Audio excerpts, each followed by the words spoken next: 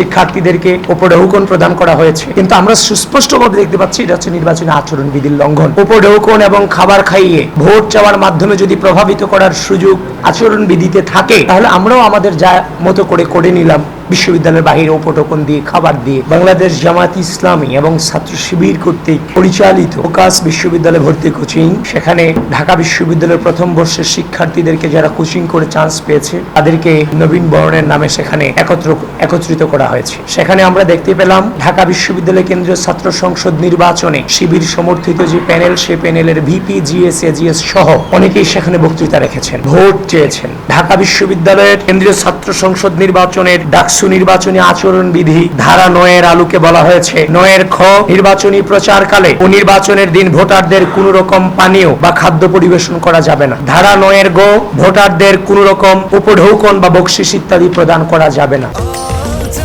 স্বাস্থ্যকর all time honeycomb, সব সময় অল টাইম হেলদি লাইফ।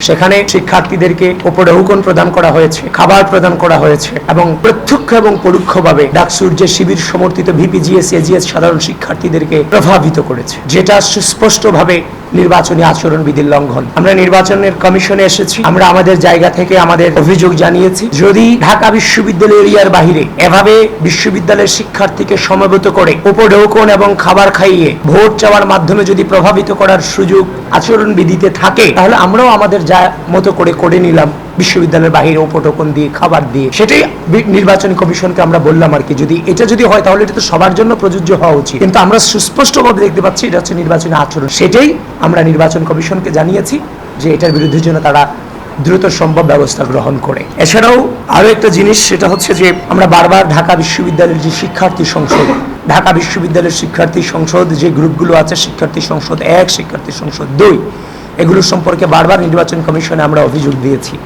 এ নিয়ে আজকের মতো তৃতীয়বার আমরা আমাদের অভিযোগপত্র দাখিল করেছি যে এই গ্রুপগুলো নির্বাচনী লেভেল প্লেয়িং ফিল্ডকে ক্ষুণ্ণ করছে।